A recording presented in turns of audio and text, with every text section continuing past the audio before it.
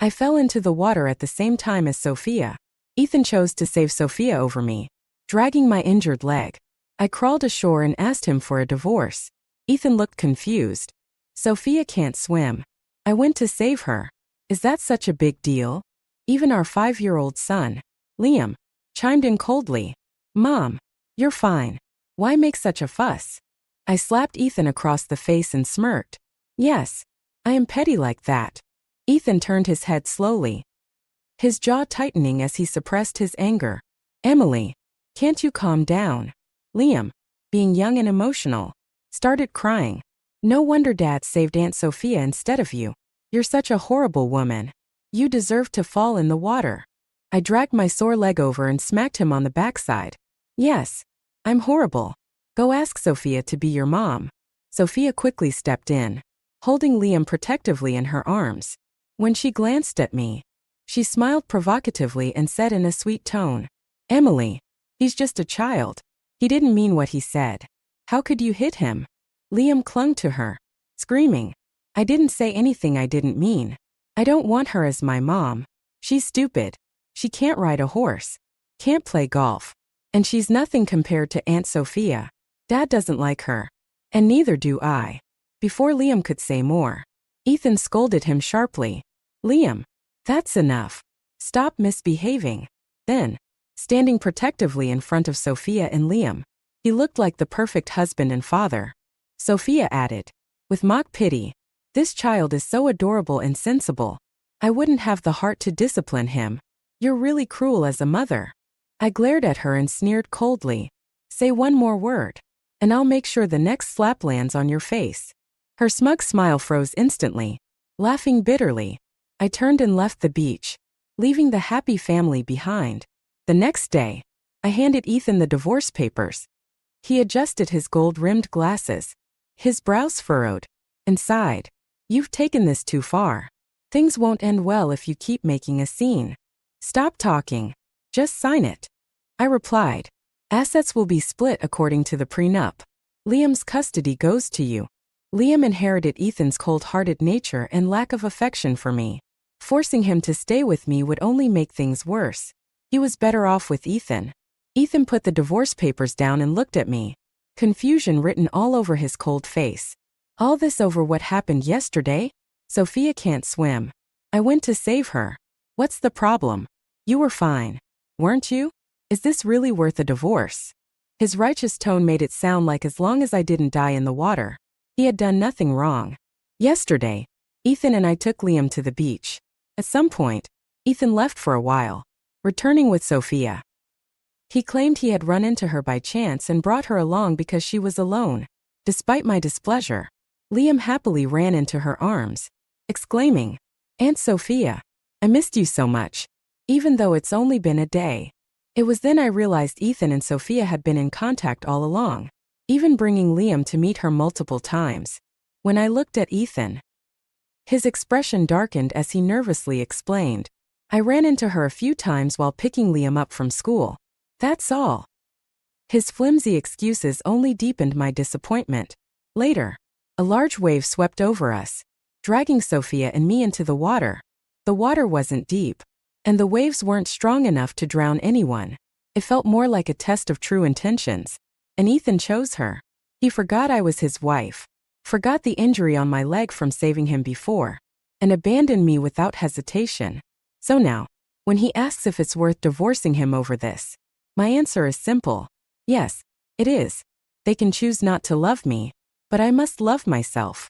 Looking him directly in the eye, I asked, what if I wasn't fine? What if I couldn't crawl out of the water with my injured leg?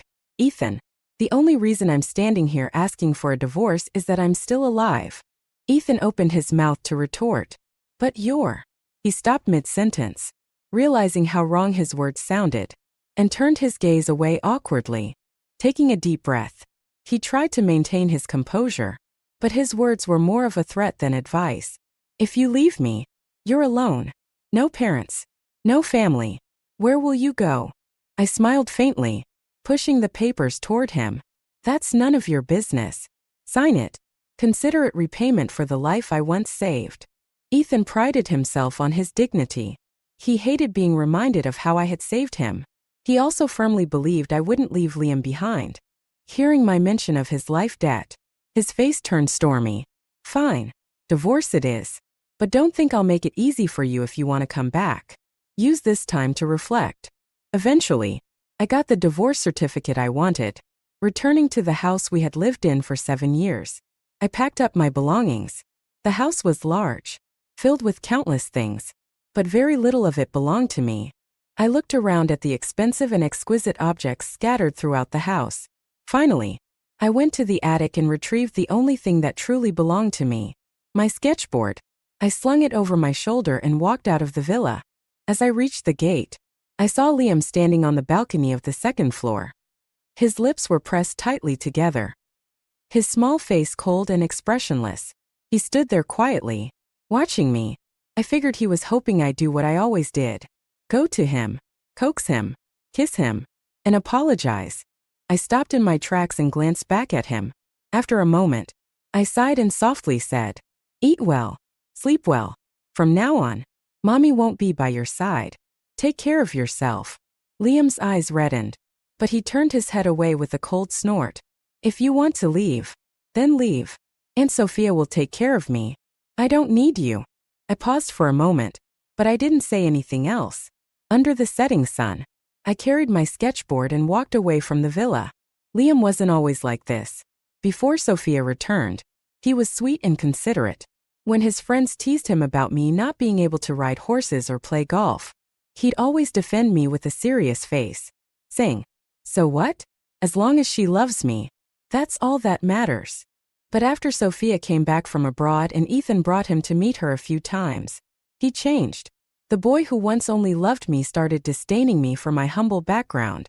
He refused to let me pick him up from kindergarten, and when his friends came over to play, he'd tell me to leave and not come back until they were gone. Even when I cried on my parents' death anniversary, he coldly accused me of being undignified. Looking back, I realize how alike Ethan and Liam are. Father and son, cut from the same cloth. They like the same people and dislike the same people. They both adore Sophia and despise me. When I first realized Ethan didn't love me, I couldn't sleep. I couldn't bear his betrayal, but I also couldn't let go of Liam. Yet Liam's disdain made my reluctance seem laughable. The road out of the villa neighborhood wasn't long, but it felt like it took me 7 years to walk it. Under the twilight glow, memories of the past rushed back. 15 years ago, my father died saving Ethan's father. My mother, devastated by grief, passed away soon after. Left alone at a young age, I ended up at the Ethan family's home. Ethan, the only son of the family, was an untouchable young master. But back then, he treated me well. So well that I couldn't help but fall for him. That was until he fell in love with Sophia and started dating her. I buried my feelings for him deep inside. Even after they broke up, I never dared to hope for anything more. But after I saved him during an accident, he suddenly came to me.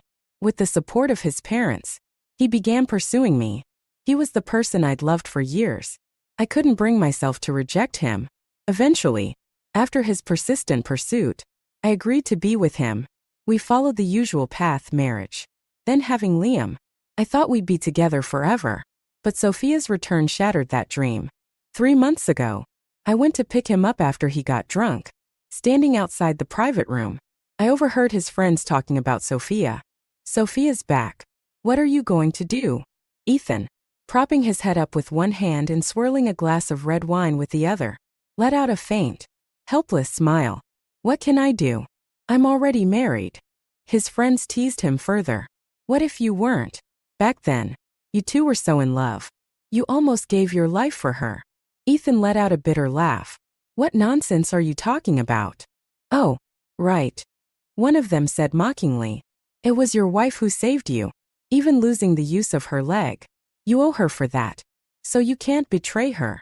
The bitter smile on Ethan's lips was like a dagger to my heart.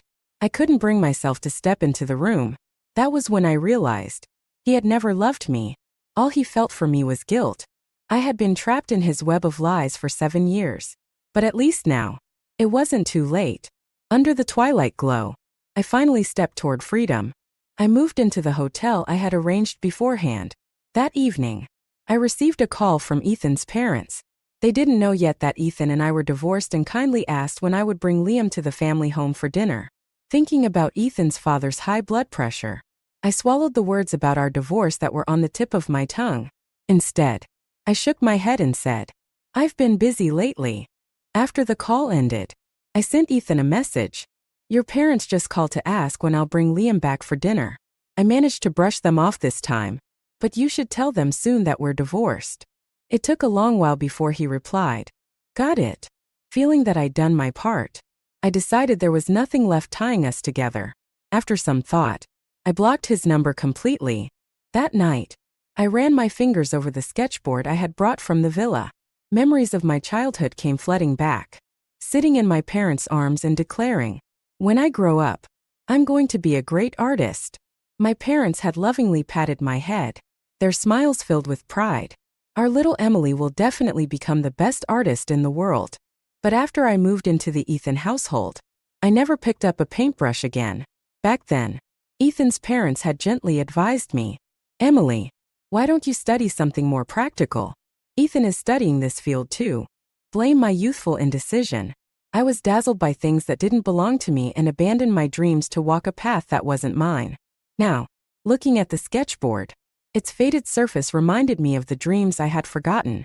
No matter how much I tried to clean it, the stains remained. Still, after a while, they began to fade. Seeing the board become visibly brighter, I couldn't help but smile. I took out the paintbrushes I had bought earlier and pressed a sheet of paper onto the board, trying to recapture the joy I felt as a child. Just as my brush touched the paper, my phone rang, interrupting me. The number was familiar.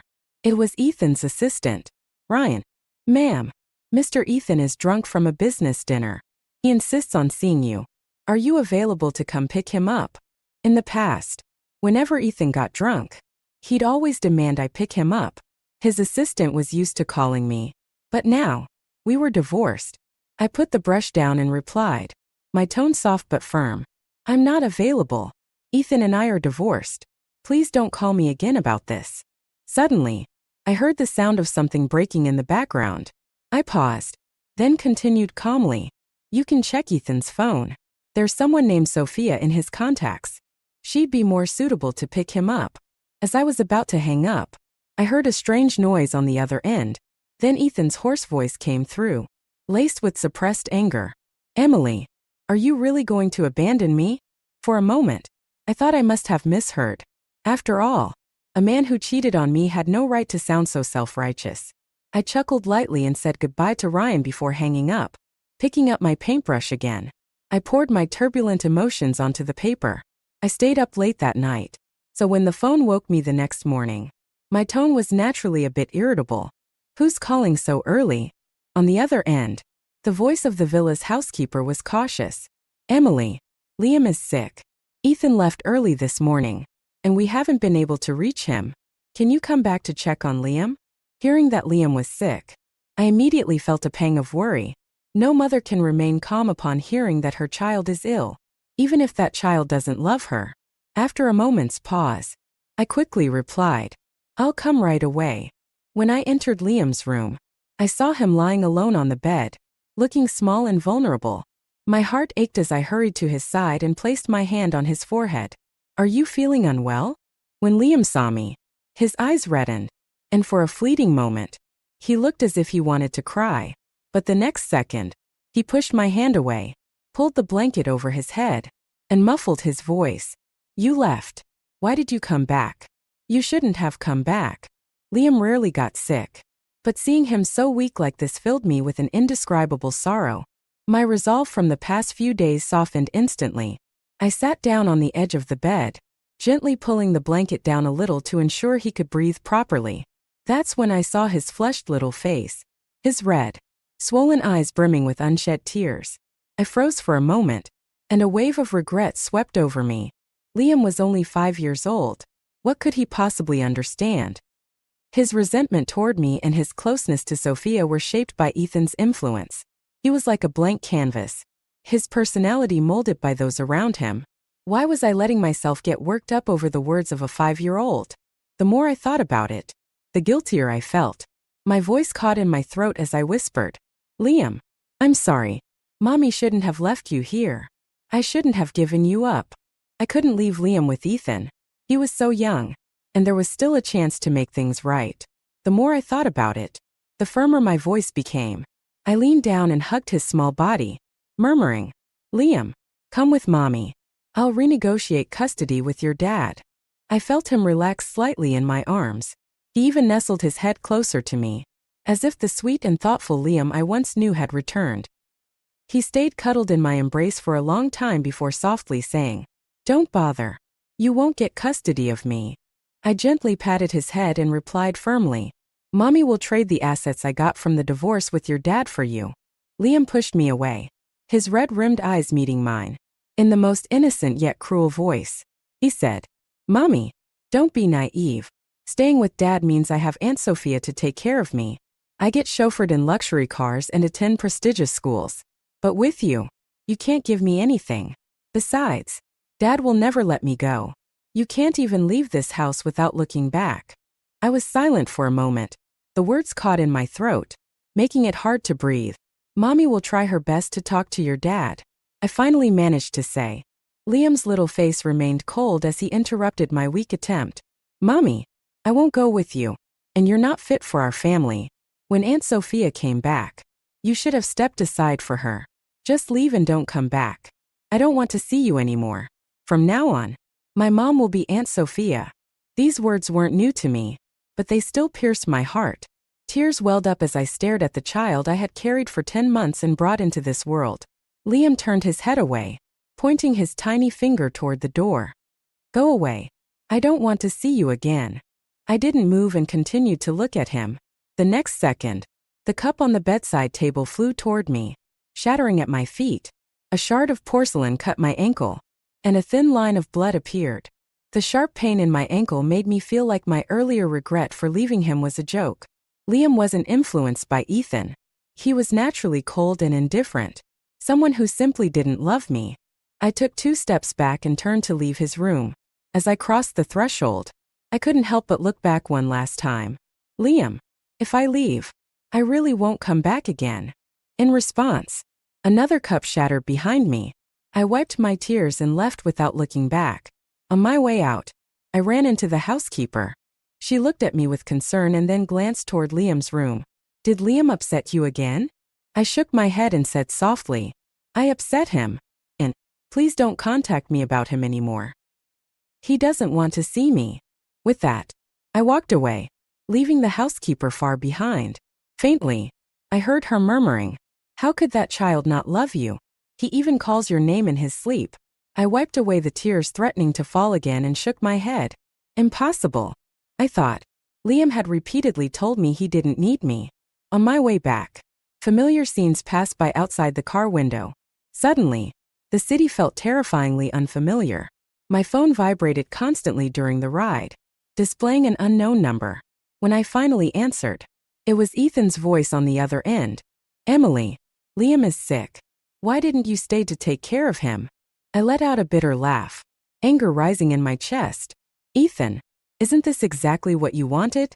Liam doesn't want me as his mom anymore. You must be very pleased with yourself. Ethan sounded flustered, his voice quick and panicked. That's not what I meant.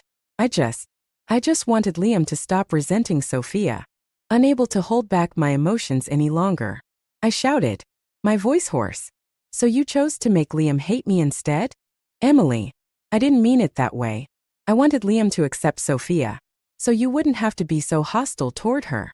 I laughed coldly, cutting him off. Ethan, tell me, why should I accept Sophia? Why should I accept the woman who ruined my marriage? Ethan fell silent for a long time, so long that I lost the will to continue arguing. I ended the call and stared out at the rows of trees flashing past the car window. Suddenly, I no longer wanted to stay in this city. Holding my phone tightly, I leaned forward and asked the driver, Do you take long-distance trips? I'd like to go to Benton. That was my parents' hometown, and I missed them. After submitting my resignation and returning to the hotel to pack my things, I headed to Benton. I admit I was running away. I was afraid that I'd waver and, for Liam's sake, compromise and fall back into that bottomless abyss. After all, when I was younger, I gave up my paintbrushes for a secret, unrequited love, and for over a decade, I never picked them up again. Occasionally, when I felt melancholic, I'd pull out my sketchboard and hesitate, wondering if I should start again. But each time, I would be defeated by the demands of work and Liam's repeated cries of "Mom." Now, after the divorce, those chains were gone, and I felt as though I had been reborn. Perhaps I should thank Liam. If he had clung to me even a little, I might still be struggling in that abyss. But now, everything was as it should be. In Benton, I rented a small cottage and began my journey of living alone. Life bloomed around me like the vibrant colors in an oil painting, vivid and free. My days were filled with carrying my sketchboard outdoors and spending quiet nights curled up in my little home with a book. While sketching, I befriended a group of strangers, mostly retired elders and students from a nearby art school. We never planned our meetings, but we always seemed to run into each other at picturesque spots. Together, we painted emerald lakes, golden fields, and sunsets drenched in fiery hues. First, I struggled with my paintings. Whenever someone passed by, I would quickly try to hide my work, afraid of being laughed at. But as I painted more, my confidence grew. Mistakes became less intimidating, and I realized that the real fear was not having the courage to start over. One day, while painting an autumn lakeside scene, I felt dissatisfied with my work. The colors weren't bright enough, the contrast was lacking, and the composition felt disconnected. Still, I didn't give up. I picked up my brush and carefully worked on each detail, trying to bring the image in my heart to life. By the time the sun set, my back ached, and my hands were sore. But as I set my brush down, a sense of relief washed over me. Staring at the finished painting, I finally smiled. "It's done," I said to myself. "Not bad at all." An elderly voice called out behind me. "It's a big improvement from your earlier work." First, I thought this young lady had ruined the painting and didn't dare look. Worried you'd be embarrassed like when you first came here. But look at you now. This turned out wonderful. I turned to see one of the retired men smiling warmly at me. His words filled with encouragement. For the first time in a long while, I felt genuinely proud of myself. I looked up to find a group of elderly men and women gathered around me, quietly critiquing my painting. They praised my progress, teased me about my initial shyness when I used to hide my work, and encouraged me to keep going. Surrounded by their warmth, I pressed my lips together and smiled. Exactly. So what if I make mistakes in my painting? My hand won't stop moving. I can always adjust the strokes, turning them into the image I want. Even if it's hard, even if the result isn't perfect, I'm always moving forward, heading in the direction I want to go. My life is no different. Autumn in Benton passed quickly, and before I knew it, snowflakes began to fall. The cold weather reduced our outdoor sketching trips, and I started painting at home for my own enjoyment. To document my progress, I began streaming my work online without showing my face. During my streams, I often talked to myself. "This color doesn't seem right. Let's try this one. Oh, much better. Everything looks more harmonious now. And this contrast of light and shadow? Amazing. I'm a genius." Over time, my stream gained a few hundred followers. Many would join my sessions to chat or listen to my rambling commentary. Two usernames stood out to me: Stardust and Kiddo. Stardust was one of my earliest fans, while Kiddo showed up about a month later. What made them memorable was their generosity. They were my top two supporters, constantly showering me with donations despite my attempts to discourage them. They also seemed to know each other, frequently bickering in the chat. Stardust was serious, often critiquing my work while still acknowledging my progress. Kiddo, on the other hand, was adorably supportive, praising my work even when I made mistakes. Their differences often led to heated exchanges. "Kiddo, do you even know how to paint? Stop being so annoying and critical." Stardust, "At least I'm better than a middle schooler who doesn't know anything." Kiddo, "You talk too much. No wonder you don't have a wife." Stardust, "Well, your mom left you too, didn't she?" During my breaks, I'd read their arguments and often shake my head in exasperation. Despite their constant bickering, they were united in defending me. Whenever troublemakers entered the chat to demand I show my face or insulted me, the two of them would join forces to protect my stream. Streaming wasn't about making money for me, so I kept my setup casual. Still, I was touched by their unwavering support. To thank them, I offered to send each of them a painting as a gift. Smiling, I asked them to send me their addresses, but the chat remained unusually silent. Assuming they'd stepped away, I messaged them privately. Thank you for your support. If you don't mind, please leave your address so I can send you one of my recent favorite paintings. Neither responded until the end of the stream. Just as I was about to log off, both addresses came in. To my surprise, they were identical. Even more coincidentally, the city they lived in was the one I had left behind. I stared at their usernames, an absurd thought creeping into my mind. Then, I couldn't help but laugh. How could they possibly be Ethan and Liam? One was probably celebrating a new marriage, while the other was enjoying his newfound noble mother. The next day, braving the heavy snowfall, I went to the local market and bought some of Benton's famous specialties. I carefully packed them with the promised paintings and sent everything to the shared address. When I got home, I skipped my usual midday rest and started streaming again. As always, I set up my sketchboard. Stardust, who I suspected didn't even need a job, was the first to greet me in the chat. Hey, Stardust. I replied casually while focusing on my work. I've already sent the package. Let Kiddo know when you see him. Without waiting for a response, I continued painting, immersing myself in the strokes and colors that had become my new world. Today, while I was out, I saw a heartwarming scene in the snow. A cheerful father, a mother wearing a red scarf, and their round, bundled-up baby, holding hands as soft snowflakes fell gently around them. They looked like a picture-perfect family, just like my parents and me long ago. The moment stayed with me, and I promised myself I'd paint it once I got home. Focused, I poured my emotions into the painting, capturing the idyllic scene on the canvas. Suddenly, the doorbell rang. I frowned, put down my brush, and went to answer it. Standing at the door was my neighbor, a young man with a bright smile and perfectly white teeth. Miss Sue, I noticed a package for you at the delivery station. It's a bag of rice. It looked pretty heavy, so I thought I'd bring it over for you. Looking at the bag of rice in his hand, I remembered the fragrant rice I had ordered online a few days ago.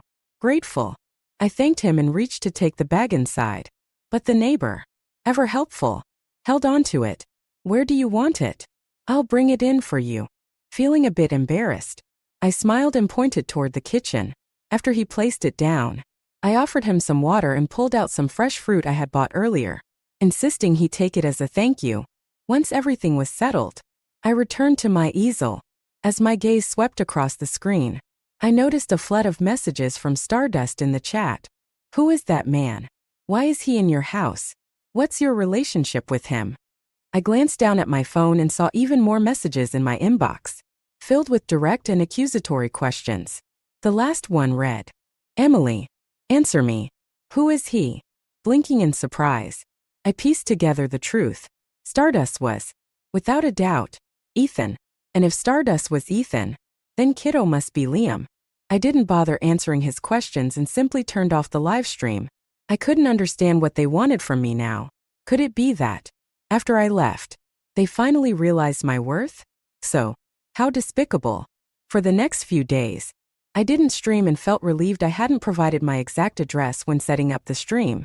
If they truly wanted to track me down, it would take some time, but I didn't expect to see them again so soon. After staying cooped up at home for several days, I decided to step out for a breath of fresh air. Opening the door, I froze. There stood Ethan and Liam, one tall, one small, staring directly at me. Later, I poured Liam a cup of hot water and sat across from Ethan. My expression was cold as I faced him. Meanwhile, he looked around my small home, his face devoid of emotion. Why are you here? I asked bluntly. Liam, holding the glass of water, sat stiffly on the couch with a frosty expression. The sight of the two of them made me let out a derisive laugh. After confirming there were no other men in the house, Ethan's brows relaxed slightly. He looked at me with a softened tone. Emily, it's been a while. How have you been? I furrowed my brows. Spare me the small talk. What do you want? Winter break is coming up, and Liam wanted to see you, he replied. Liam was my son. No matter how he felt about me, I still had a responsibility to care for him as his mother while he was a minor. I turned my gaze to Liam and gently asked, "Do you want to stay here with me?" Liam sipped his hot water, his little face tense as he shook his head. "No. Dad made me come." I lowered my head and let out a bitter laugh. Then, looking at Ethan with a mocking gaze, I said, "Stop using a child as an excuse." Ethan's expression darkened, his tone turning cold. "Liam, speak properly." I was truly out of patience, cutting him off with a cold laugh as he scolded Liam. I said, "Stop putting on a show in front of me. We're divorced. You shouldn't be bothering me anymore. If Liam wants to visit during his winter or summer breaks, have someone drop him off. As for you, I don't think there's any reason for us to meet again." Ethan's lips moved slightly, and a defeated look crossed his face. "Emily, I don't understand. I didn't cheat on you with Sophia. We were just friends. As for what happened that day at the water, I can promise it will never happen again. From now on, I'll put you first in everything. Why did you still divorce me? You used to love me so much. You even injured your leg saving me. What happened to you?" I exhaled slowly, turning to face him directly. "Ethan, did you marry me because you truly loved me? If you really loved me, why did you choose to save her first when both Sophia and I were drowning? Why did you take Liam to see her and tell me to accept her? Don't you dare tarnish the word love. It's disgusting." Ethan's face grew paler with each word, but I couldn't hold back the grievances I'd suppressed for years. "Ethan, when I was young, I did love you, but when I risked my life to save you from that car, it wasn't because I wanted to make you feel grateful. If it had been a stranger in danger, I would have done the same thing. But what did you do? You didn't love me, yet you pretended to out of guilt. You thought you were compensating me, didn't you? And now, you probably think you're the one who's been wronged. My parents raised me to be a kind person, but do you know something? When I realized you pursued me and married me because of guilt, I deeply regretted saving you that day." Ethan stared at me in shock, his eyes growing red. "That's not true. I do love you. I just realized it too late." I took a deep breath and pointed toward the door. "That's no longer my concern. Please don't bother me anymore." The first to leave was Liam. Just before reaching the door, he turned and gave me a long, meaningful look. My heart wavered, and I instinctively called out to him, "Liam, do you want to stay with me for a few days?" His gaze was full of unspoken attachment, but his words were firm and cold. "No, I never stay in such small places." Liam's cruel response seemed to contradict the lingering emotion in his eyes, almost as if it was just my imagination. After they left, I leaned against the door and sighed deeply, my emotions in turmoil. If Liam wanted to stay, I would inevitably be drawn back into Ethan's world. His relentless actions had kept me bound for so long, and it was only through his repeated betrayals that I was finally able to free myself. Later, I moved several more times, but Ethan always managed to find me. With his wealth and influence, I was practically an open book to him. Once I realized this, I stopped obsessing over moving and instead focused on how to deal with him. After dropping Liam off at home, Ethan started shamelessly pestering me. He would often follow me on my walks, reminiscing as if we were back in the past. "Emily, remember when we used to walk like this when we were kids? It feels just like those times again." Even when I joined a group of retirees for outdoor sketching, Ethan would follow in his car, trailing us persistently. As I painted, Ethan quietly watched from the side. When I finished, one of the older retirees, Mrs. Zhao, remarked with a nostalgic smile, "You know, when you used to visit our home as a child, you always carried a sketchboard like this. I thought you loved painting, but later I never saw you pick it up again. Who would have thought that after all these years, you'd start again?" Behind me, a group of elderly friends chuckled and teased, "Emily, is that your boyfriend?" Shaking my head, I replied seriously, "No, he's my ex-husband. We're divorced, but he keeps pestering me." I then recounted the story of our divorce, its causes and aftermath. The group was indignant on my behalf, and the next time Ethan showed up while I was painting, they banded together to block him from getting near me. They didn't mince words, their glares filled with disdain. Though touched by their support, I smiled and reassured them, There's no need for this. He'll leave soon. Besides, I've already moved on. And I was right. Ethan left not long after, pulled away by pressing company matters. Before going, he looked at me earnestly and promised, "Once I finish this busy period, I'll come back for you. I love you." I gave him a faint smile but said nothing. No matter how many times he returned, I would never go back. His belated love was like spoiled milk, its sourness unbearable. True to his word, he returned a few more times, bringing Liam with him in a bid to win me over. "Can you really let Liam grow up in a single-parent family?" he pleaded. "You love him so much. Why not give him the best life possible?" But Ethan underestimated how much Liam had changed under Sophia's influence. One day, Liam coldly said, "Dad, you can marry Aunt Sophia or anyone else to be my mom." When Ethan turned to look at Liam in shock, I couldn't help but laugh lightly. Without a word, I closed the door in their faces. After a few similar encounters, Ethan stopped bringing Liam along. He continued traveling between Benton and his home city, always repeating the same apologies and declarations of love. But I remained unmoved. Sometimes I even found his persistence amusing. Over time, his visits became less frequent, and by the 5th year, he stopped coming altogether. Perhaps he had grown tired. It didn't matter to me. I was now an emerging oil painter with a modest reputation in the art world. I had also started dating my kind neighbor, the same man who once helped carry a bag of rice to my kitchen.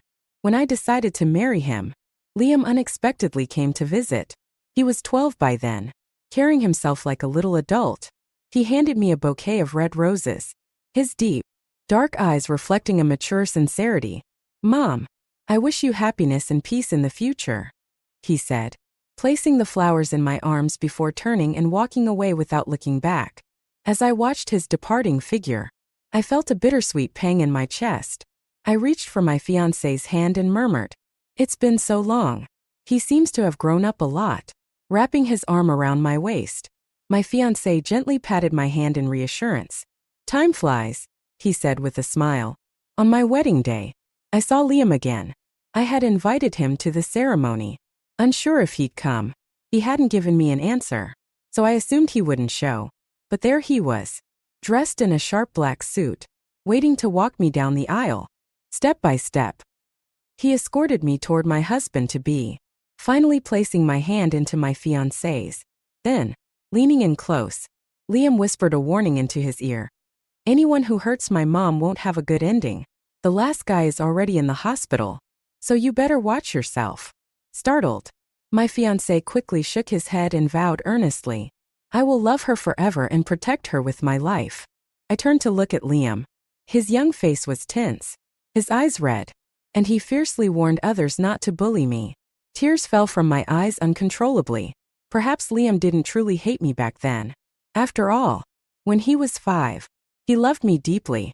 Maybe his love was sacrificed to fulfill Ethan's desires. 7 years after our marriage, Sophia returned. I admit, I wavered. Ethan was the love of my youth, someone I once loved with all my heart. But I had never imagined separating from Emily. Yet, during another incident by the water, I instinctively saved Sophia first. That was when Emily asked for a divorce. For a moment, I panicked, but then I reassured myself, convinced he had nowhere to go. He had loved me for so many years. There was no way he would leave me.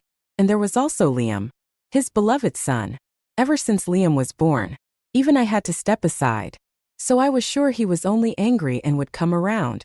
After all, he couldn't possibly leave Liam and walk away from me. But this time, I gambled wrong.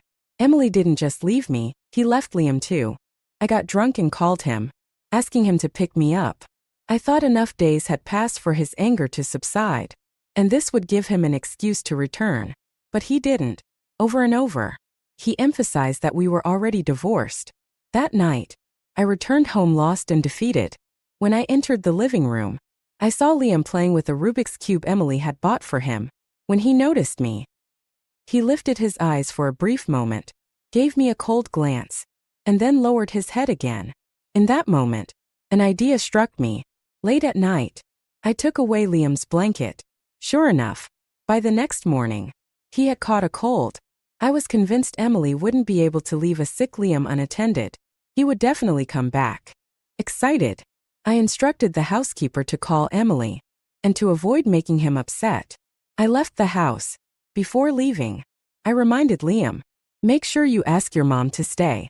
Liam, his feverish face flushed, nodded silently, satisfied. I left.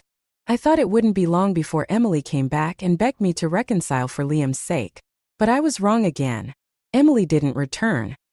He left the city and moved to his parents' hometown. That was when I began to realize I might really lose him this time. I hired a private investigator to track down his address.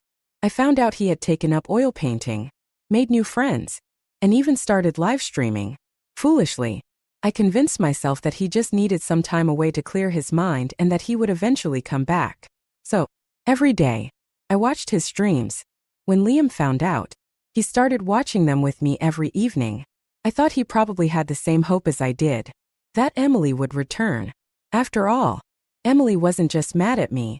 If he could leave Liam, then it was clear even Liam couldn't keep him. I waited like a farmer watching for rabbits to run into a trap, expecting Emily to change his mind. I thought I had enough patience. But the moment I heard another man's voice in his live stream, my composure shattered.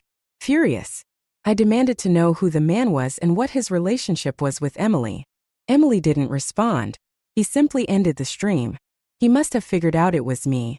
Worse than that, though, he still wouldn't forgive me. I realized I couldn't wait any longer.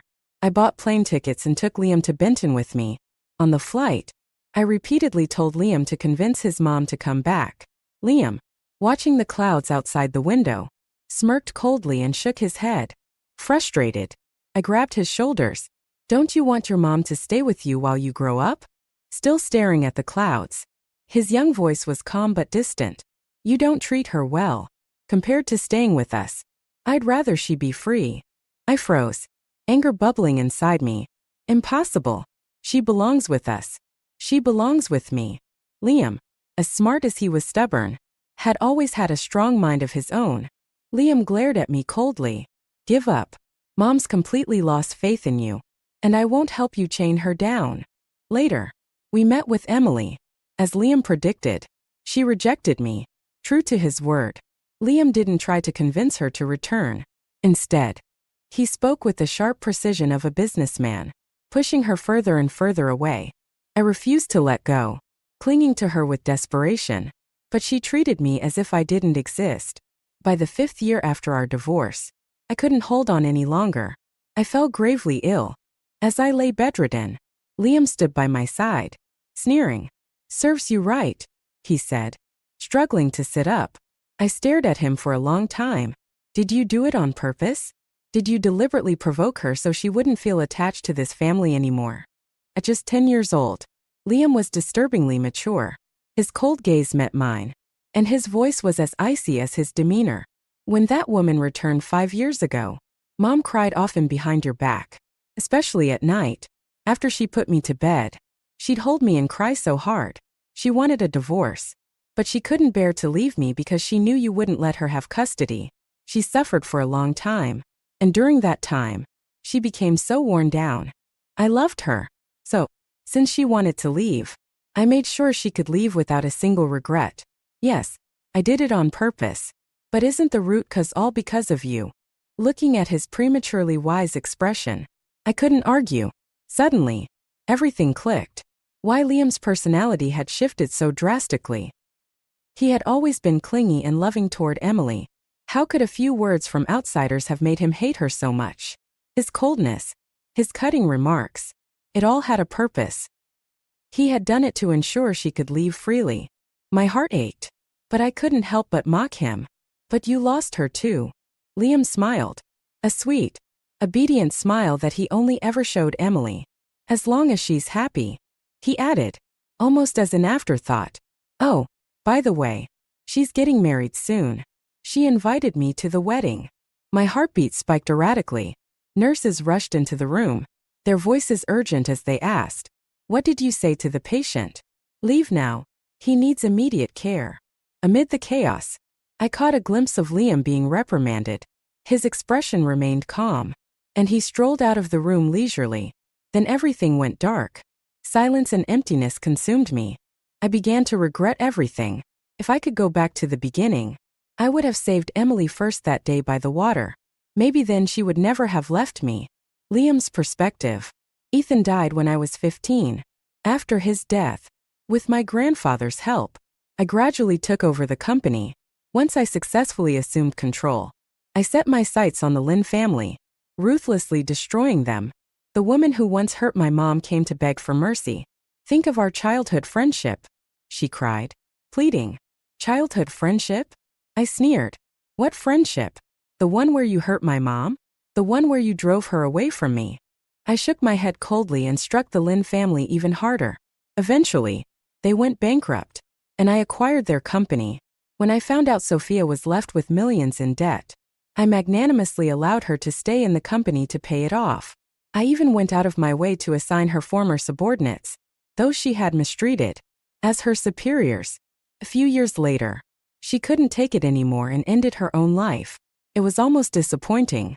Running the company and learning to manage it was exhausting, but I had to do it to protect my mom. I wanted to give her the best of everything. In the past, I pushed her away to ensure her happiness.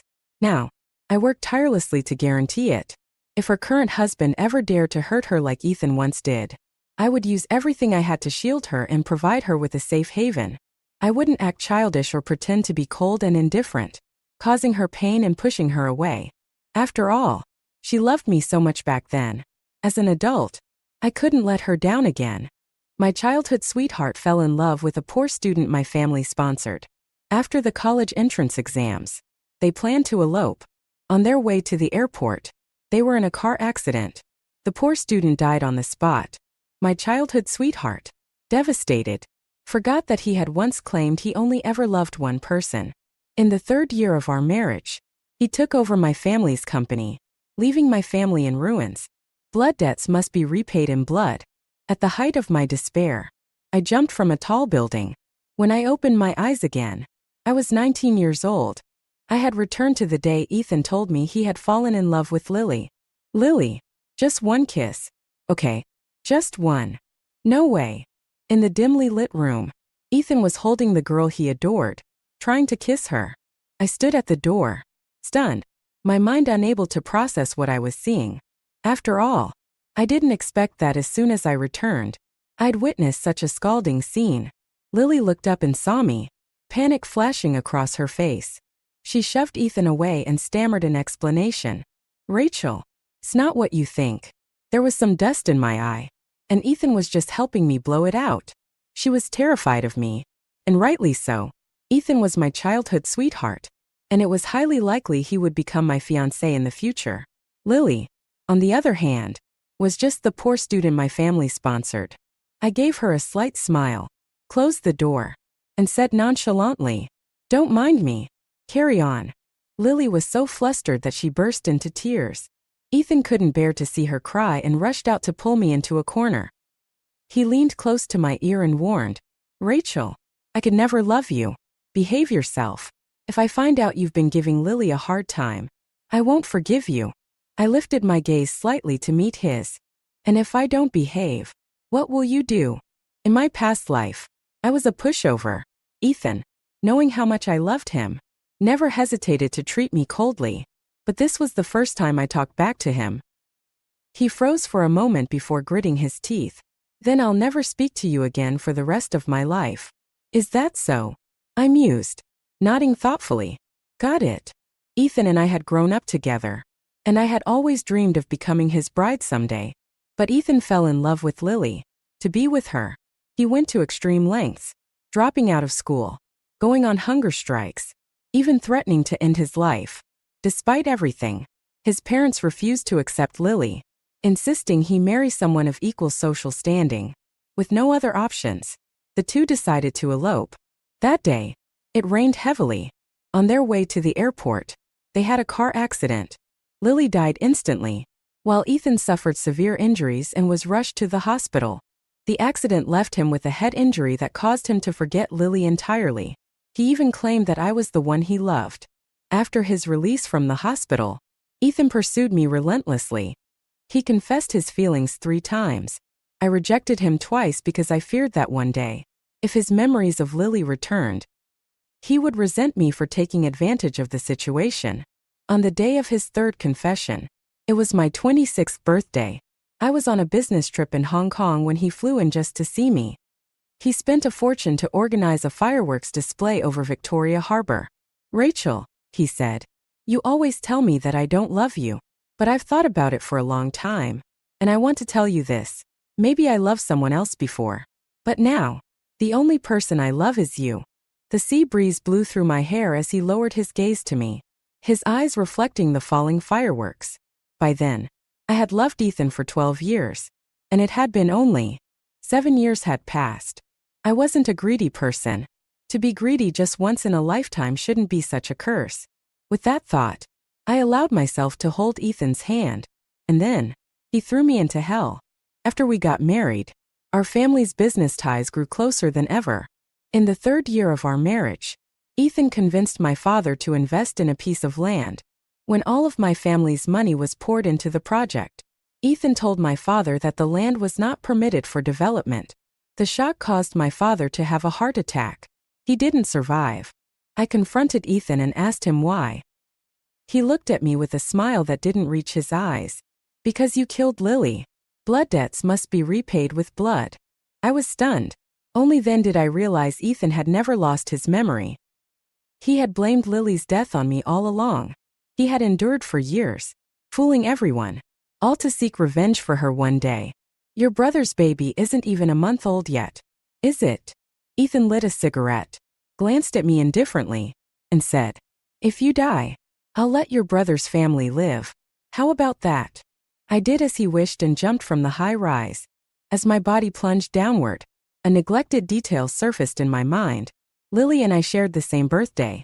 That fireworks show years ago at Victoria Harbor? It was never meant for me. I went straight to the garden after coming downstairs. It was a weekend. Mom knew I wanted to see Ethan, so she had specifically invited his mother over for afternoon tea. Mom smiled and waved at me. "Rachel, Mrs. Bennett and I were just talking about you." I walked over and wrapped my arms around Mom's. "Really? What were you two saying about me this time?" "Only good things," Mrs. Bennett said warmly, looking at me with a kind smile. "Rachel's getting prettier and prettier. Ethan is a lucky boy to have her in the future."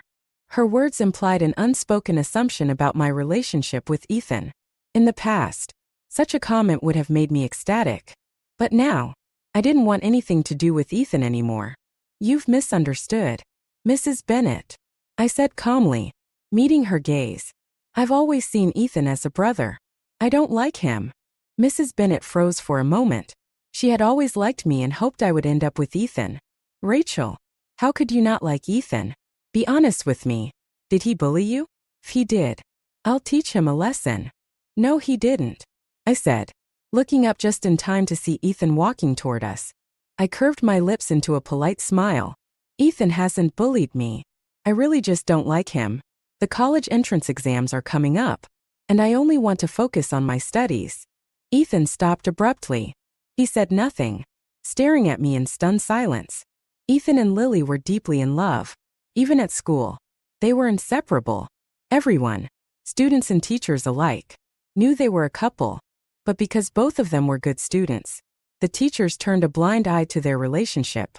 I thought Ethan and Lily were true love, until I went to the bookstore to buy study guides and saw Lily sharing an ice cream cone with another man. The man looked somewhat familiar. He was dressed in a sharp suit and appeared only a few years older than Lily. He asked her, "Does Ethan's mom know about the two of you dating? Has she said anything?" Lily shook her head. "Ethan's been keeping it a secret from her. He said he would wait until after the college entrance exams to go public."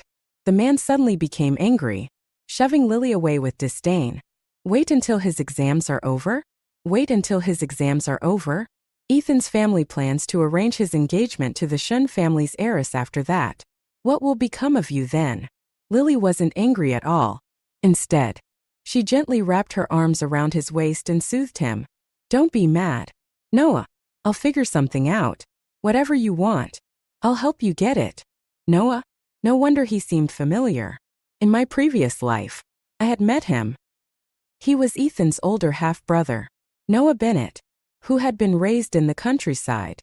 In that life, Ethan smoothly took over the family business with my family's help, while Noah, having failed to seize control, was exiled from the city. I never expected Lily to know Noah. It seemed that Ethan's beloved, pure and innocent Lily wasn't as devoted to him as he thought. I approached Lily and proposed a collaboration, but she didn't trust me, thinking I was just there to cause trouble. Rachel, if you also like Ethan, I'll keep my distance from him. I didn't bother beating around the bush and handed her a folder. After catching her and Noah meeting secretly last time, I had conducted an investigation. Ethan's father was originally from another province. When he was young, he came to this city to make a living. Before marrying Mrs. Bennett, he had a wife who bore him a son, Noah. Later, seeking to climb the social ladder, he abandoned his first wife and child to marry into the Bennett family. 6 years ago, Ethan's father's first wife passed away from illness. On her deathbed, she pleaded with him to take care of Noah, who had just been admitted to university. Out of guilt, he agreed. After Noah graduated, despite Mrs. Bennett's objections, Ethan's father arranged for Noah to work at Bennett Enterprises. As for Lily, she had grown up as Noah's next-door neighbor. She had meticulously gotten close to Ethan, all for Noah's sake. Lily skimmed through the documents I handed her, her face draining of all color. "What do you want?" I smirked and gestured for her to calm down. "Don't misunderstand. I don't intend to hurt your beloved Noah.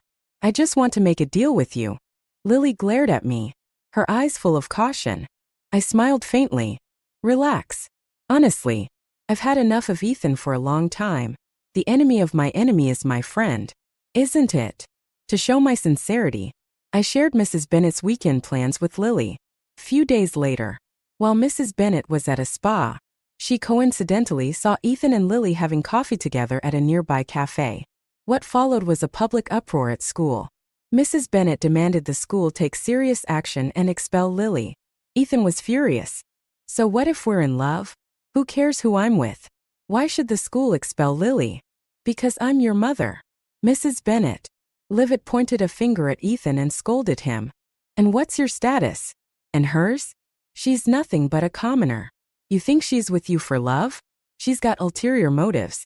Let me tell you, the only suitable daughter-in-law for the Bennett family is someone like Rachel Shen, who's our equal in status. If you think you can marry someone like her, dream on." At her words, everyone turned their gaze to me. Ethan shot me an angry glare. "Of course, Rachel. It had to be you who ratted us out." Before I could deny it, Ethan sneered coldly and grabbed Lily's hand to leave. Furious, Mrs. Bennett slapped Lily across the face in front of everyone. "You little tramp. How dare you seduce my son?" She didn't hold back.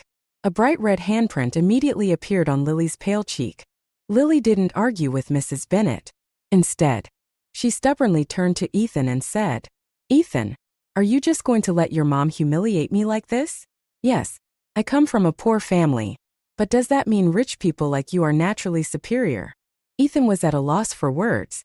"No, Lily, it's not like that. Please, listen to me." Lily covered her face, tears welling up in her eyes. "Forget it.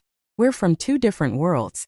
Please, stay away from me from now on and don't disrupt my life anymore." With that, she turned and walked away. Ethan, looking desperate, wanted to chase after her but was stopped by the bodyguards Mrs. Bennett had brought along. At my suggestion, Lily wrote Ethan a letter. Mrs. Bennett was determined to break them up, and Ethan hadn't been attending school for days. After class, I went to Ethan's house to deliver his schoolwork. As usual, he greeted me with a hostile look. "Who told you to come here? I don't want to see you. Get out of my room right now." Mrs. Bennett stood nearby, her face full of worry. I patted her hand and reassured her. "It's okay, Mrs. Bennett. Let me have a word with him. I'll try to talk some sense into him." I closed the door and carefully locked it from the inside. Ethan looked at me with disdain, keeping his distance. "Rachel, no matter what you do, I'll never like you. Just give up already." I calmly reached into my bag and pulled out the letter, lowering my voice. "Keep it down. I'm just here to deliver a letter from Lily. She doesn't actually want to break up with you. What she said the other day at school was all out of anger. You? Doing something so kind? Ethan scoffed. Suspicious. Without another word. I shoved the letter into his hands. Why don't you open it and see for yourself? Ethan immediately recognized Lily's handwriting. He read each word with intense focus. When he finished, he grabbed my arm. How is Lily doing now? He asked urgently. Not great, I replied, frowning. Everyone's been talking behind her back, calling her a gold digger and laughing at her. Ethan looked like he couldn't sit still. I'm going to talk to my mom right now. I'll make her let me out. Calm down, I said quickly, grabbing his arm to stop him. Let me give you some advice. If you really want to go out, just play along with your mom for now. Apologize and act like you're listening to her. That'll make things easier for you later. Ethan said nothing, his rebellious nature making it hard for him to lower himself. I pointed to the letter in his hand. Don't forget, Lily is still waiting for you. He stared at me for a long time before finally saying, Rachel, after everything I said to you at school, why are you still helping me? Suppressing the disgust in my heart, I forced a smile.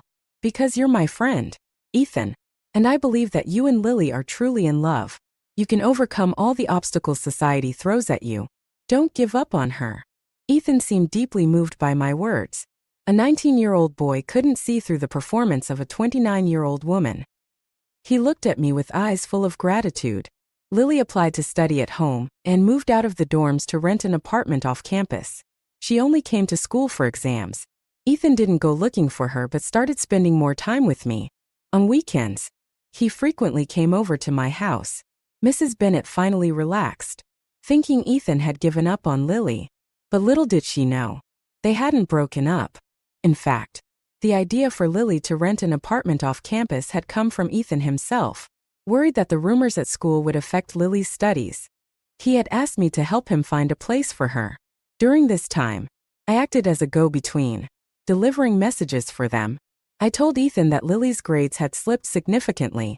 Her scores on the last 2 practice exams were far from ideal. Resting my head in my hand, I sighed dramatically. Your grades are so good. Your parents will definitely send you to Peking University. But Lily's scores are much lower than yours. At best, she might get into a second-tier college. That means the two of you won't be able to go to the same university. Ethan said nothing, but his grip on his test papers tightened. I added more fuel to the fire. Lily is so beautiful. When she goes to college, there'll definitely be lots of guys chasing after her. What are you going to do about that? With just a week left until the college entrance exams, tutoring probably won't make much of a difference. You can't exactly turn into one of those novel heroes who gets furious enough to change fate.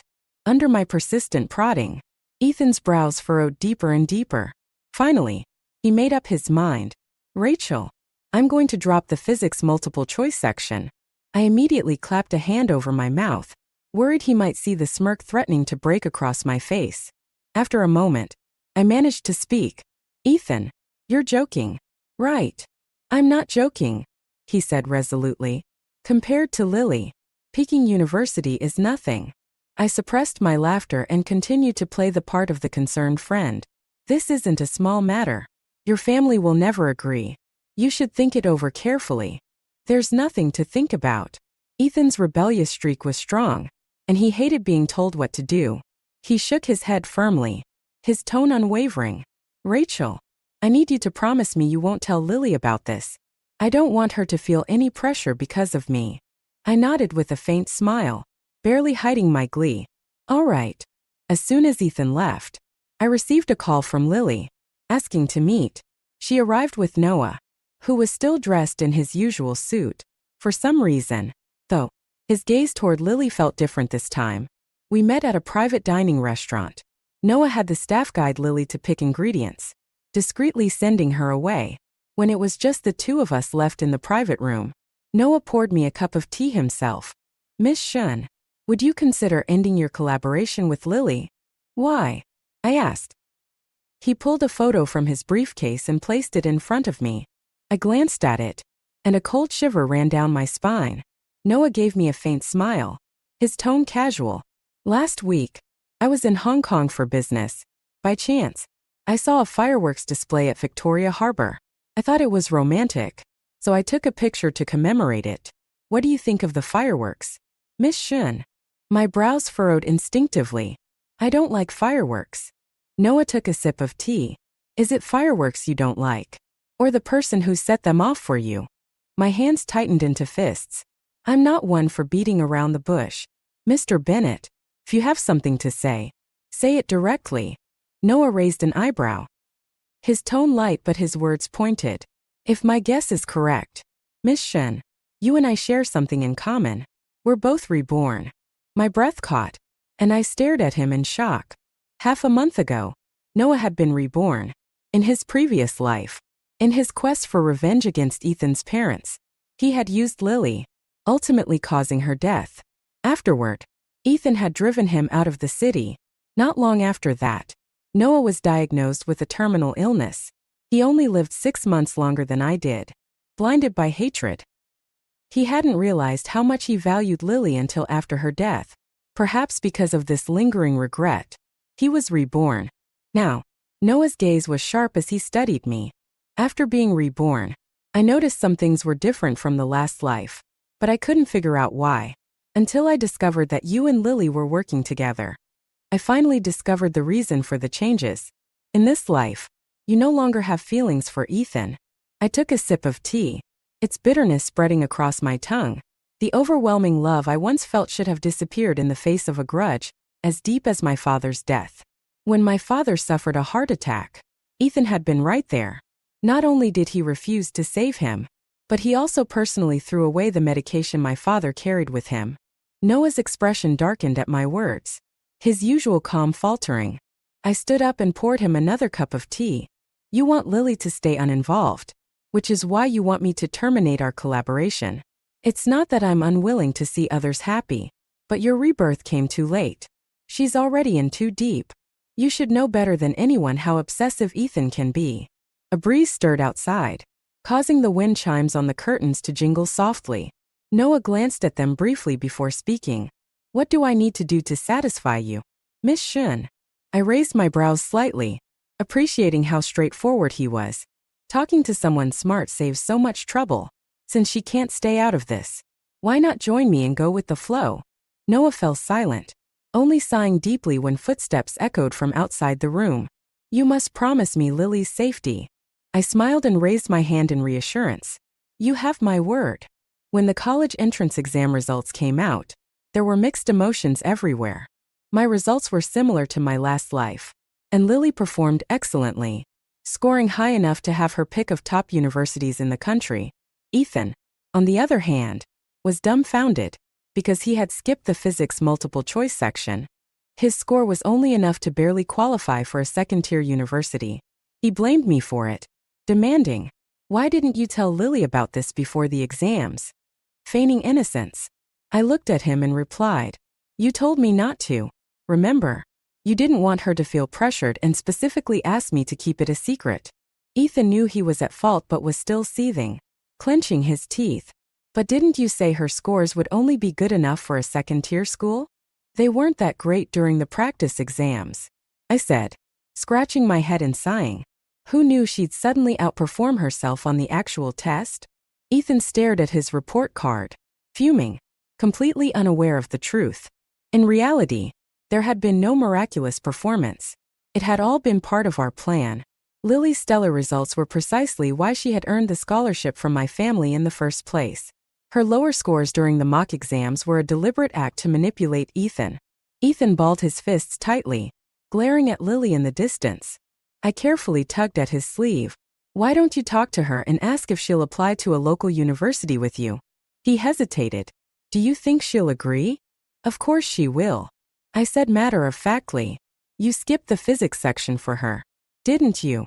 Bolstered by my encouragement, Ethan regained his confidence. With his head held high, he approached Lily. To his shock, she rejected him outright. Their conversation quickly escalated into a heated argument. In a fit of frustration, Ethan revealed the sacrifice he had made for her, skipping an entire section of the exam. He thought such a grand gesture would move her, but instead, it earned him nothing but disdain. Ethan, Lily said coldly. I didn't ask you to do that. Stop patting yourself on the back. No normal person would make such a stupid decision. Ethan froze in place. Their classmates, who overheard the argument, thought he had lost his mind. They mocked him for sabotaging his future over a relationship that wasn't even certain. The once admired golden boy had now become the subject of ridicule, a laughingstock in everyone's eyes.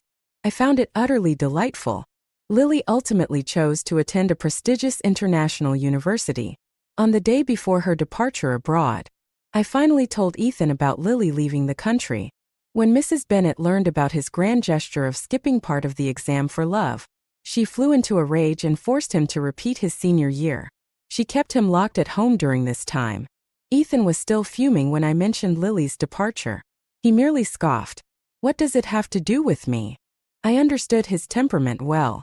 One glance was enough to tell that he was only putting on a tough front. Taking out my phone, I showed him a video. After watching it, Ethan's face darkened. My mom caused trouble for Lily? When did this happen? I pressed my lips together, pretending to hesitate. Before the exams. Right before the exams. I had intentionally created an opportunity for Lily to slip up, letting Mrs. Bennet find out about her secret relationship with Ethan. Just as I predicted, Mrs. Bennet had been furious. Behind Ethan's back, she sought out Lily and tried to pay her off to leave. Their conversation hadn't gone well, and in the end, Mrs. Bennet threw coffee all over Lily. To make sure Ethan saw it, I had someone secretly record the entire scene.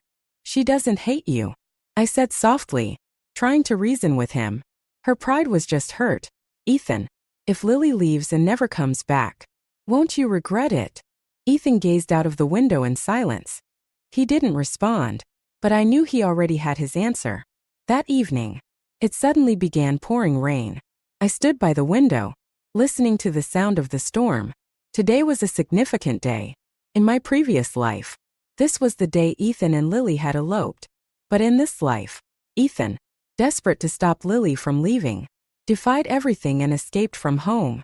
The howling wind outside mirrored the wheels of fate turning once more, inching closer to the ending I had set for him. Just like in the previous life, Ethan got into a car accident on his way to the airport. I thought he would die, but fate had other plans. Ethan didn't die. Instead, he lost a leg in the crash. Ethan lost both his love and his health. Mrs. Bennet dropped everything to stay by his side in the hospital, urging him to undergo further treatment. But Ethan refused, declaring bitterly, "If you don't bring Lily back, I'd rather spend the rest of my life as a cripple." Left with no choice, Mrs. Bennet finally relented.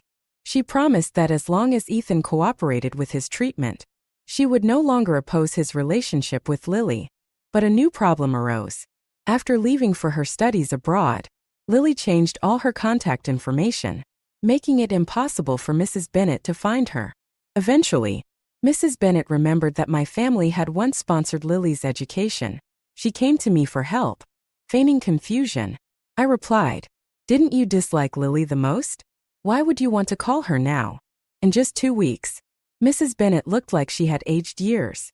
Her hair streaked with gray. She sighed deeply, her face worn with exhaustion. "It doesn't matter if I like her or not. Whatever she's done to Ethan, it's like he's under some spell. He's determined to find her. Ethan's my only son. I can't let him spend the rest of his life in a wheelchair." Inside, I sneered. Just losing one leg? That's not enough. Ethan owed me 3 lives. Blood debts must be paid in blood. Grasping her hand in faux sympathy, I said gently, "Don't worry. I have Lily's contact information." I accompanied Mrs. Bennet to the hospital. Ethan was drinking water when we entered. The moment he saw her, he flung the cup in her direction. "Get out. I don't want to see you." In the short time since I'd last seen him, Ethan had changed drastically. Dressed in oversized hospital clothes, his face was pale, his cheekbones prominent, and his eyes sunken. He looked nothing like the once vibrant young man he used to be. Mrs. Bennet's eyes reddened immediately at his outburst. Afraid of provoking him further, she held back her tears and spoke softly. "Son, please stop this. As long as you cooperate with your treatment, I won't stop you from being with Lily anymore." Ethan looked at her. skepticism written all over his face. Are you serious? What kind of trick are you trying to pull this time? Ethan growled. No tricks. No tricks. Mrs. Bennet hurriedly said, pulling me into the hospital room. Look, I brought Rachel here. I'll have her call Lily for you right now. Under Mrs. Bennet's urging, I dialed Lily's number. After a brief wait, a clear, sweet voice came through the phone. It's Rachel. Ethan instantly recognized Lily's voice. His eyes, filled with expectation, fixed on my phone as though it held the key to his entire world. I curved my lips into a smile and said into the phone, Lily, Ethan's mom has agreed to let you two be together. Ethan wants to talk to you. Do you have a moment? Lily let out a soft laugh. That's unnecessary. Since the day his mother insulted me with money, I've decided I don't want anything to do with him anymore. I don't love him anymore. No matter how much I tried to persuade her, Lily remained unmoved. I glanced at Ethan lying on the hospital bed. His head was slightly tilted back.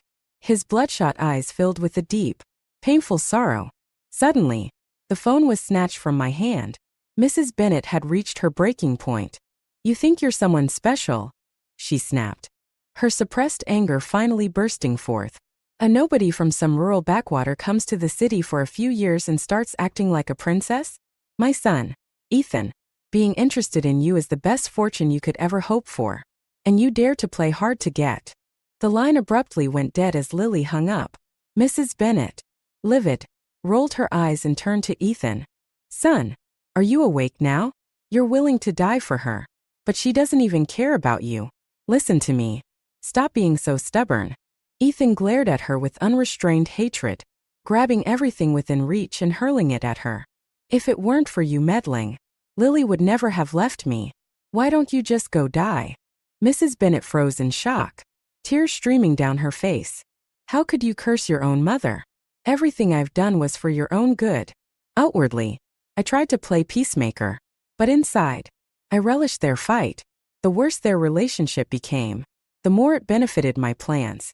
After some coaxing, I managed to get Mrs. Bennet to leave the room, leaving just Ethan and me behind. He clung to my hand desperately, like a drowning man clutching at a straw. Rachel, that wasn't Lily on the phone, was it? My mom found someone to impersonate her, didn't she? Looking at him, I felt a surge of satisfaction. Now he finally understood what it felt like to be abandoned by someone he loved. But compared to the pain he had inflicted on me in our past life, this was nowhere near enough. Gently, I encouraged him. Ethan, focus on healing your leg first. Fighting with your mom isn't going to help your recovery. Ethan scowled. Why are you taking her side? Whose side are you on? Of course, I'm on your side, I reassured him, cautiously glancing toward the door before lowering my voice. But if you don't get better, how will you go find Lily? Hearing this, his expression softened, though his brows soon furrowed again. I'd like to go, but my mom will never agree. There's always a way, I said, patting my chest confidently. Just focus on getting better. Once you're out, grab your passport. Leave the money to me. I'll figure it out. Ethan's face lit up with hope. Rachel, I'm so lucky to have you. I returned his smile warmly. We're friends, aren't we? This is what friends do. If fate allowed Ethan to survive the car accident, then I would make sure he suffered even more.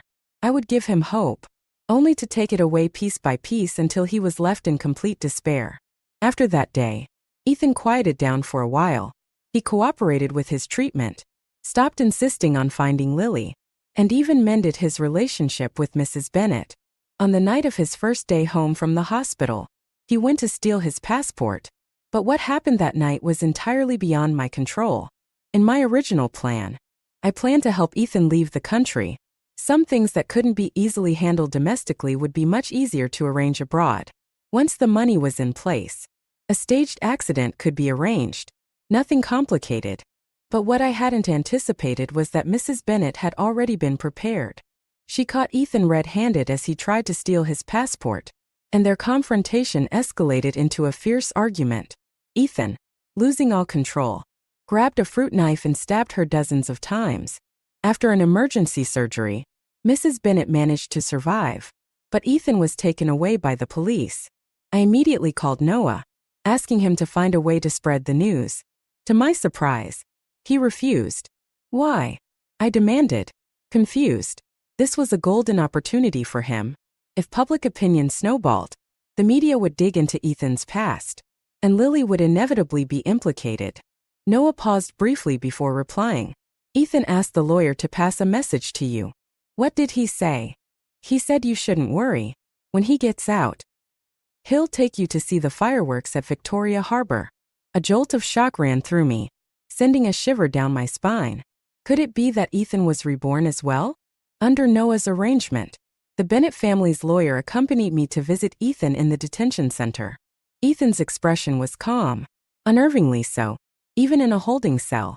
There wasn't a trace of panic on his face. Instead, when he saw me, his eyes lit up. Rachel, what are you doing here? I couldn't find the words to respond, my fists clenching tightly.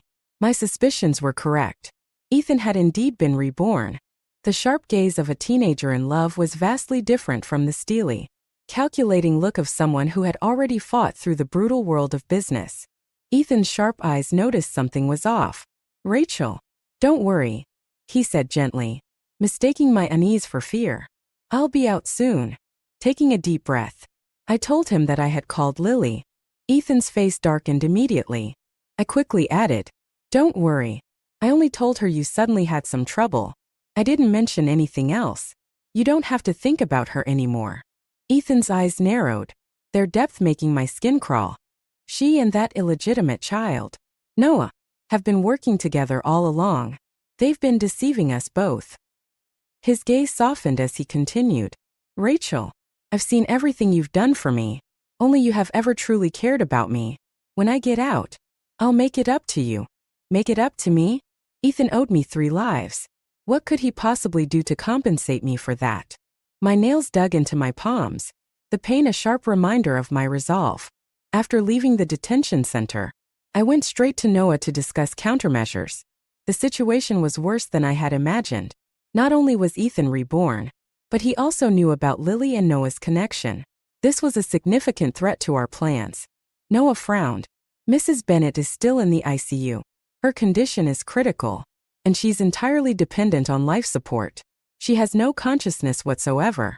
My father has already submitted a statement of forgiveness to the police. I sneered. So your father is sacrificing his wife to protect his son? With Mrs. Bennett gravely injured and unable to testify, they can shift the blame to her actions, claiming Ethan acted in a moment of provoked rage. If Ethan pleads guilty and shows remorse, they can argue for reduced charges or even a suspended sentence. Noah chuckled coldly, his tone devoid of emotion. Decisiveness had always been his way. As the scent of tea curled in the air, I took a small sip from my cup and said, even if he gets a reduced or suspended sentence, it will leave a stain on Ethan's record. That alone is enough to ruin him. Noah looked at me, the hint of a challenge in his eyes. And if there was a way to keep Ethan out of prison entirely, do you think Mr. Bennett would go for it? Noah's brows furrowed slightly, surprise flashing in his eyes. Are you suggesting? I raised an eyebrow with a faint smirk. Ethan's situation won't result in more than a 3-year sentence. It's hardly a big deal. Instead of opposing him, why not give him what he wants, bring him out of this mess, and shatter his dreams later? Mr. Bennett pulled strings to have a fake mental illness diagnosis created for Ethan. The lawyer gathered extensive evidence showing Ethan had suffered severe emotional trauma a year ago, coupled with his car accident, which led to a serious psychological disorder. The court ultimately ruled that Ethan's actions were due to negligence, and that his dissociative disorder rendered him unable to control his behavior during the crime. He was not held criminally responsible. Ethan was quickly released from custody. To maintain appearances, Mr. Bennett sent him to a psychiatric hospital. On the day Ethan was admitted, I visited him. He looked well, full of energy, taking my hand. He gazed at me with a look of deep affection, speaking a torrent of sweet words. I stared at him in silence for a moment before finally asking, Ethan, why the sudden change? You didn't like me before. Ethan froze, a flicker of guilt crossing his face. That's not true. He raised a hand. gently brushing it across my brow and eyes. The truth is, I've always liked you. It just took me a long time to understand my own heart. I know I did a lot of terrible things in the past and hurt you deeply, but please believe me, when I get out, I'll make it up to you. I'll spend my entire life treating you well, and won't let anyone harm you again. I opened my mouth to respond but found myself speechless. How could someone be so shameless? Did he think that just because he was reborn, all the atrocities he committed in his past life could be erased? He only turned to me now because he realized Lily had deceived him. There was no one more repulsive than him. But I never intended for Ethan to leave the psychiatric hospital. Before he was admitted, Noah and I had already spoken with the doctors. They understood the need to pay special attention to Ethan. The Bennett family wasn't short on money, and the treatments, medication, injections, would all be administered without fail. My brother used to insist he wasn't sick and refused to take his medication. I explained to the doctor, we had no choice but to coax him into it. Just do whatever you have to. The doctor nodded knowingly and assured me that Ethan would be well taken care of. Whenever I had free time, I would visit Ethan. His condition steadily deteriorated, becoming more and more like that of a true psychiatric patient. Sometimes, he would complain about his insomnia, lack of appetite, or his uncontrollable bouts of anger. I laughed inwardly. The medication prescribed for him was meant for actual patients. Of course, a normal person would experience side effects. Outwardly, I maintained a gentle demeanor, soothing him. Just hold on for a few more days. Mr. Bennett said he'll take you home once he finishes his current work. But in truth, that day would never come. While Ethan stayed in the psychiatric hospital, Noah was busy as well. Mr. Bennett, already elderly and overworked, suffered a stroke recently and was now hospitalized, paralyzed. With Mr. Bennett incapacitated, Noah, as his legitimate son, naturally stepped into his role. However, some high-ranking executives in the company harbored ulterior motives. They insisted that Ethan, as a member of the Bennett family, also had a stake in the company and demanded his input. To appease them, Noah arranged for a visit to Ethan at the psychiatric hospital. Despite his unstable mental state, Ethan's hatred for Noah remained intact. Pointing directly at Noah, he angrily cursed him as a bastard. The executives, upon hearing this, saw an opportunity. Smiles began creeping onto their faces, but before they could act, a nurse entered the room to give Ethan his scheduled injection. Ethan, of course, resisted. I'm not sick. I was reborn. Let me out of here. Ethan shouted. My family's company is still waiting for me to take over. The nurse, unfazed, tried to calm him. All right. Take your shot and meds first. And then you can go inherit your company. How about that? The senior executives who had come with Noah shivered at the sight, quickly finding excuses to leave. Noah, however, lingered. He had one more piece of news to deliver to Ethan. The hospital had just called. Mrs. Bennett had suddenly gone into critical condition, and despite their efforts, the doctors had been unable to save her. She had passed away. Ethan froze, his eyes instantly turning red. Like a madman, he lunged at Noah, looking as if he wanted to tear a piece of flesh from him. I had just stepped out of the elevator when I saw a group of medical staff rushing into Ethan's room. Ethan was soon restrained on the bed, his limbs immobilized. Furious, he shouted, Noah, you killed my mom. You won't die in peace. Noah sneered. Get a grip. Ethan, your mom's death was your doing. Have you already forgotten? That night, you stabbed her 17 times. Ethan suddenly fell silent, his lips trembling uncontrollably as he struggled to speak. When his gaze landed on me standing at the door, his eyes filled with desperation. Rachel, he whimpered. He's lying, isn't he? It's not true. Right. It's true, I said, meeting his hollow gaze as I raised an eyebrow. The person who killed Mrs. Bennett was you. At my words, something seemed to shatter in Ethan's eyes. I bent over, patting his face lightly. Why are you making that expression? It's not like this is your first time killing someone.